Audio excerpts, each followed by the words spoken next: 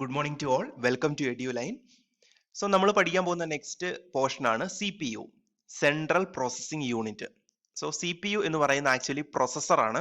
പ്രൊസസ്സറിനെയാണ് നമ്മൾ CPU എന്ന term കൊണ്ട് ജനറൽ ആയിട്ട് നമ്മൾ ഉദ്ദേശിക്കുന്നത്. ഓക്കെ, അപ്പൊ എന്താണ് ഈ പ്രൊസസ്സർ? പ്രൊസസ്സർ എന്ന് പറയുന്ന ഒരു ഇലക്ട്രോണിക് സർക്യൂട്ട് ആണ്, ഒരു ലോജിക് സർക്യൂട്ട് ആണ്, ഒരു IC ചിപ്പാണ് ആക്ച്വലി എന്ത് പ്രൊസസ്സർ എന്ന് പറയുന്നത്. ഓക്കെ, ഓപ്പറേറ്റിംഗ് സിസ്റ്റം പാസ് ചെയ്യുന്ന എല്ലാ ബേസിക് ഇൻസ്ട്രക്ഷൻസിനെയും പ്രോസസ് ചെയ്യുന്നത് ആരാണ്? ഈ പ്രൊസസ്സർ ആണ്. അരിത്തമാറ്റിക് ലോജിക്കൽ ഓപ്പറേഷൻസ് ചെയ്യുന്നുണ്ട്, ഇൻപുട്ട് ഔട്ട്പുട്ട് ഓപ്പറേഷൻസ് ഒക്കെ ചെയ്യുന്നത് ആരാണ്? ഈ ഒരു പ്രൊസസ്സർ ആണ്.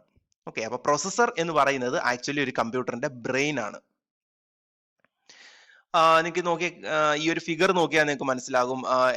ഈ ഒരു ഫസ്റ്റ് ഫിഗർ നോക്കിയാൽ മനസ്സിലാകും അല്ലേ, ഇതിൽ കുറെ ഇതാണ് പ്രൊസസ്സർ. ആക്ച്വലി ഇതാണ് പ്രൊസസ്സർ.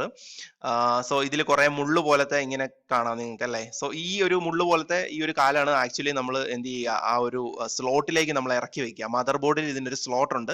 ആ സ്ലോട്ടിലേക്ക് നമ്മൾ ഈ പ്രൊസസ്സർ ഫിക്സ് ചെയ്യുന്നത് ഇത് യൂസ് ചെയ്തിട്ടാണ്. ഓക്കെ, അപ്പൊ ഇതൊരു പ്രൊസസ്സർ ആണ്. നെക്സ്റ്റ് കാണിച്ചിരിക്കുന്ന പ്രൊസസ്സർ ആണ്.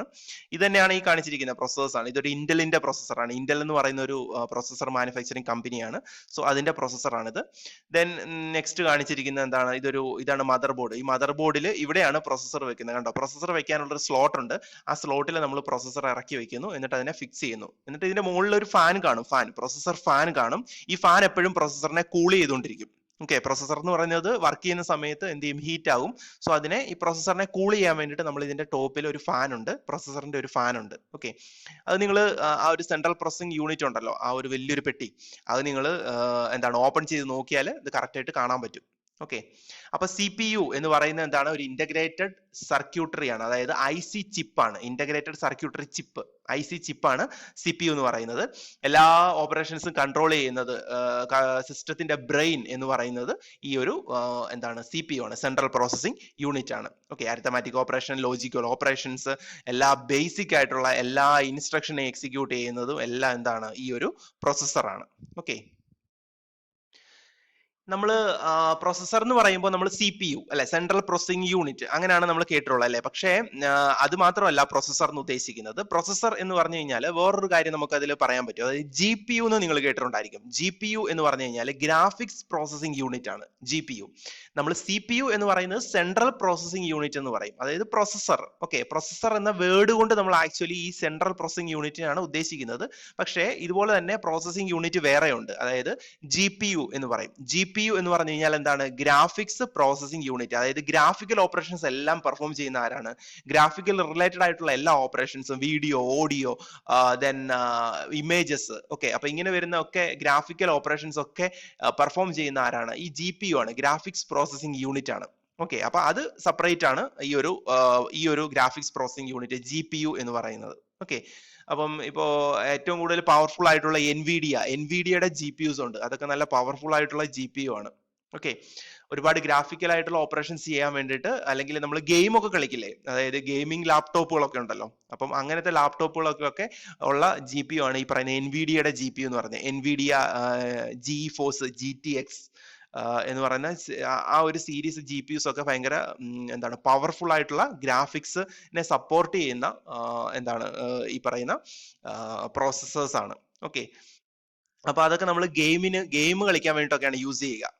ഗെയിം നല്ല പവർഫുൾ ആയിട്ടുള്ള ഗ്രാഫിക്സ് ഒക്കെ ഉണ്ടെങ്കിൽ മാത്രമേ നമുക്ക് നല്ല നല്ല ഗെയിമുകൾ നമുക്ക് ഈ ലാപ്ടോപ്പിലും മൊബൈലിലും ഒക്കെ നമുക്ക് ചെയ്യാൻ പറ്റുള്ളൂ, ഗെയിംസ് നമുക്ക് കളിക്കാൻ പറ്റുള്ളൂ. സോ അതിനൊക്കെ വേണ്ടിയിട്ടാണ് നമ്മൾ യൂസ് ചെയ്യുന്നതാണ് ഗ്രാഫിക്കൽ പ്രോസസിംഗ് യൂണിറ്റ്, GPU എന്ന് പറയുന്നത്. ഓക്കെ, അപ്പൊ GPUവിന്റെ ഒരു ഫിഗർ ആണ് ഈ താഴെ തന്നിരിക്കുന്നത്. സോ ഇതൊരു GPU ആണ് ഈ ഫിക്സ് ചെയ്തിരിക്കുന്നത്.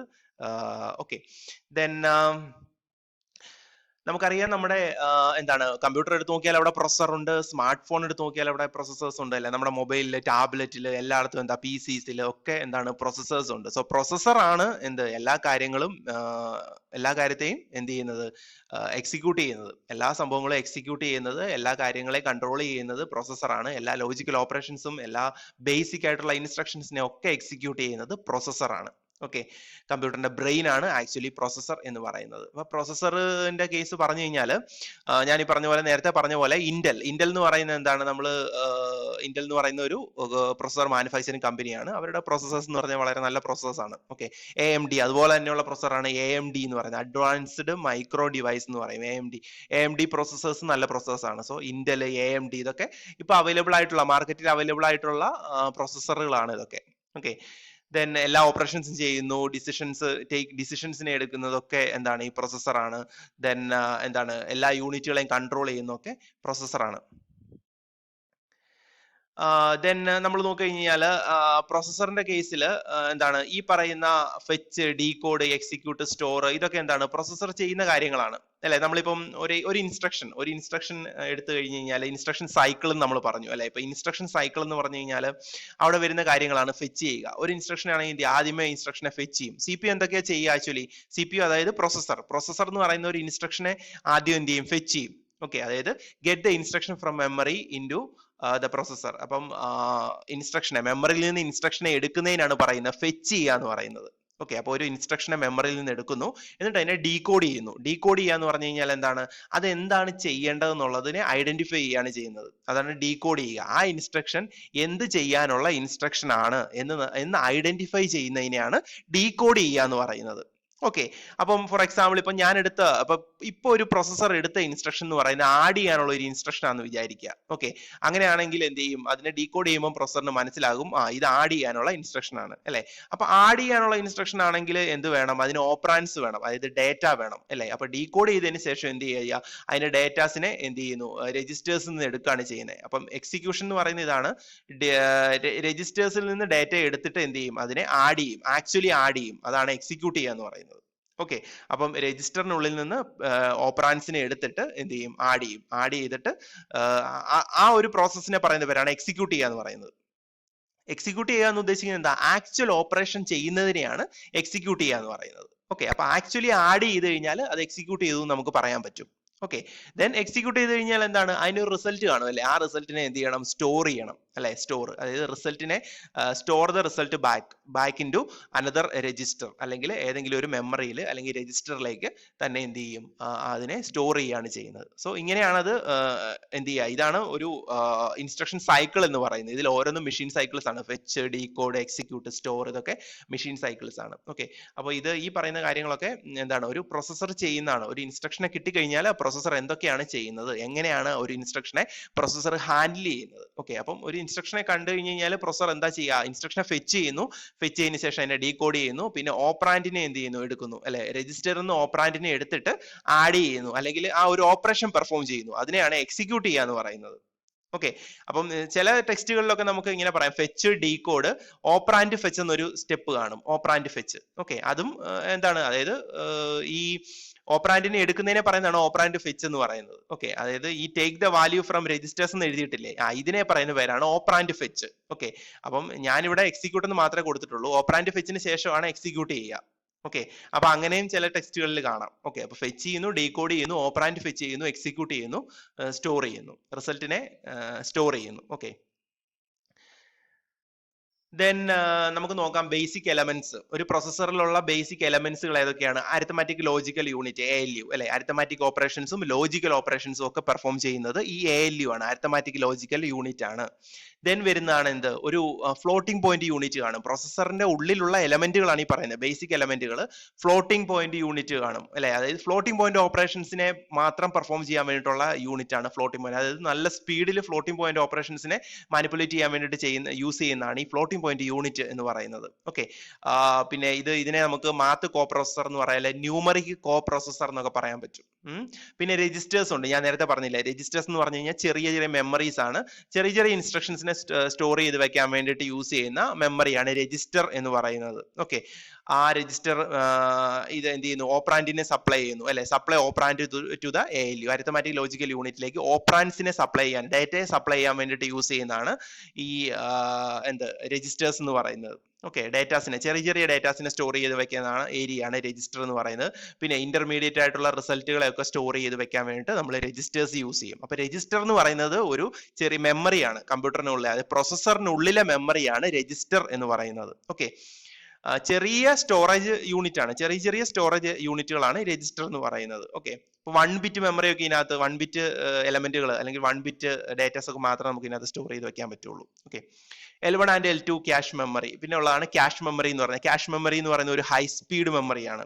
ഫ്രീക്വന്റ് ആയിട്ട് യൂസ് ചെയ്യുന്ന ഇൻഫർമേഷൻസിനെ സേവ് ചെയ്ത് വെക്കാൻ വേണ്ടിയിട്ട് യൂസ് ചെയ്യുന്ന ഒരു ഹൈ സ്പീഡ് മെമ്മറിയാണ് ക്യാഷ് മെമ്മറി എന്ന് പറയുന്നത്. L1 L2 എന്ന് പറയുന്നത് ലെവൽ 1 ലെവൽ 2, അതാണ് L1. L1 എന്ന് പറഞ്ഞാൽ ലെവൽ 1, L2 എന്ന് പറഞ്ഞാൽ ലെവൽ 2. ഓക്കെ, അപ്പൊ ഇങ്ങനത്തെ ക്യാഷ് മെമ്മറീസ് ഉണ്ട്. ഈ ക്യാഷ് മെമ്മറീസ് എന്ന് പറയുന്നത് എന്തിനു വേണ്ടിയിട്ടാണ്?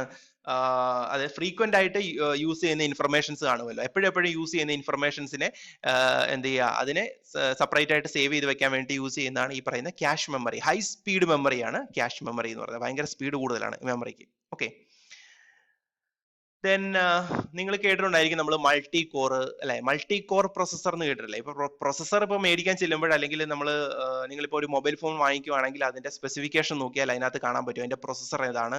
ആ പ്രൊസസറിന്റെ സ്പെസിഫിക്കേഷൻ നോക്കിയാൽ നിങ്ങൾക്ക് dual core, quad core, octa core എന്നൊക്കെ കാണാം അല്ലെ. അപ്പൊ എന്താണ് ഈ മൾട്ടി കോർ എന്ന് ഉദ്ദേശിക്കുന്നത്? അപ്പൊ അതിനെ നമുക്ക് മൾട്ടി കോർ എന്ന് പറയാം. ഈ dual core, quad core, octa core എന്നൊക്കെ പറയുന്നത് എന്താണ്? ആക്ച്വലി മൾട്ടി കോർ പ്രൊസസേഴ്സ് ആണ്. എന്താണ് ഈ മൾട്ടി കോർ എന്ന് ഉദ്ദേശിക്കുന്നത്? അതായത് നമ്മൾ പറഞ്ഞു പ്രൊസസർ എന്ന് പറയുന്ന ഒരു IC ചിപ്പാണ്, ഇന്റഗ്രേറ്റഡ് സർക്യൂട്ട് ചിപ്പാണ്. അതിനകത്ത് ഒന്നിൽ കൂടുതൽ പ്രൊസസേഴ്സ് കാണും അല്ലെ. ഒരു IC ചിപ്പിനുള്ളിൽ ഒന്നിൽ കൂടുതൽ പ്രൊസസേഴ്സ് ഉണ്ടെങ്കിൽ അതാണ് മൾട്ടി കോർ പ്രൊസസർ എന്ന് പറയുക. ഓക്കെ, ഒരു സിംഗിൾ IC ചിപ്പ്, ആ ചിപ്പിൽ ഒന്നിൽ കൂടുതൽ പ്രൊസസേഴ്സ് കാണും. അപ്പം ഇപ്പൊ ഡ്യുവൽ കോർ എന്ന് പറഞ്ഞു കഴിഞ്ഞാൽ എന്താണ്?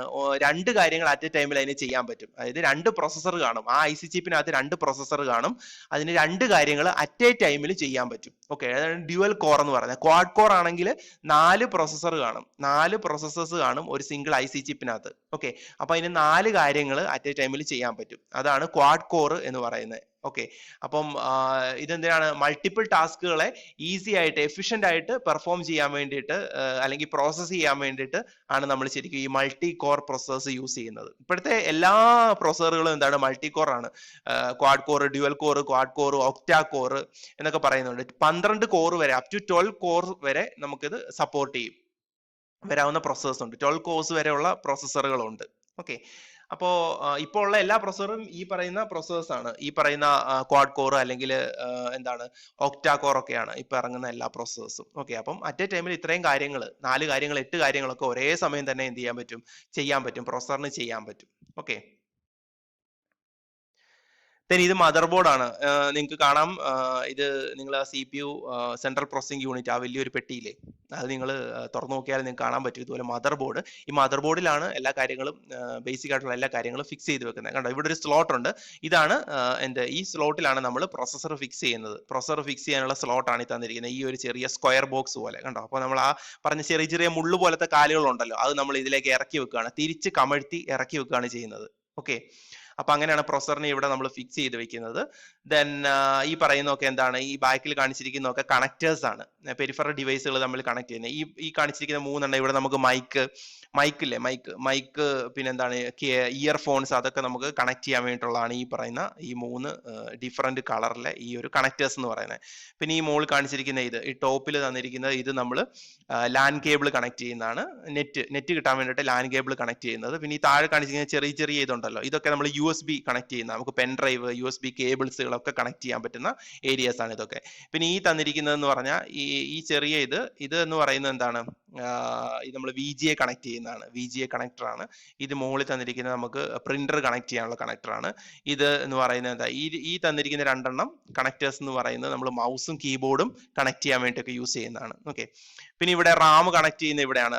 റാമിന്റെ സ്ലോട്ട് ആണ് ഈ കാണിച്ചിരിക്കുന്നത്, ഈ നീല കളറിൽ കാണിച്ചിരിക്കുന്നത് random access memory. Okay, Ram നമുക്ക് ഇതിനകത്തോട്ട് കണക്ട് ചെയ്യാൻ പറ്റും. ഇതെന്ന് പറയുന്നത് എന്താണ്? ഇത് PCI സ്ലോട്ട് ആണ്. ദെൻ AGP സ്ലോട്ട് ആണ് ഈ തന്നിരിക്കുന്നത്, south bridge, north bridge. Then എന്താണ്? പിന്നെ ഈ തന്നിരിക്കുന്നത് എന്താണ്? 20 പിന്നെ ATX പവർ കണക്ടർ ആണിത്, പവർ കണക്ടർ ചെയ്യുന്നതാണിത്. IDE കണക്ടർ ആണ് ഈ തന്നിരിക്കുന്നത്. ഇത് നോർത്ത് ബ്രിഡ്ജ് ആണ്. ഹീറ്റ് സിങ്ക് ആണ്, ഈ മോളി കാണിച്ചിരിക്കുന്ന ഹീറ്റ് സിങ്ക് ആണ്, ഇതിനടിയിലാണ് നോർത്ത് ബ്രിഡ്ജ് എന്ന് പറയുന്നത്. ഓക്കെ, സോ കൂടുതൽ ഡീറ്റെയിൽസ് നമുക്ക് നെക്സ്റ്റ് ക്ലാസ്സിൽ നോക്കാം. സോ ഇതാണ് ഒരു മദർ ബോർഡിന്റെ എന്താണ് ആ ഒരു ആർക്കിടെക്ചർ എന്ന് പറയുന്നത്. പിന്നെ ഇവിടെ ഒരു ബാറ്ററി ഉണ്ട്, CMOS എന്ന് പറയുന്ന ബാറ്ററി ഉണ്ട്, ഒരു ബാക്കപ്പ് ബാറ്ററിയാണിത്. ഓക്കെ, സോ ഇതാണ് മദർ ബോർഡ്. ഇങ്ങനെയാണ് മദർ ബോർഡിന്റെ ഒരു ആർക്കിടെക്ചർ എന്ന് പറയുന്നത്. ഓക്കെ, അപ്പൊ ബാക്കി നമുക്ക് നെക്സ്റ്റ് ക്ലാസ്സിൽ പഠിക്കാം. Thank you.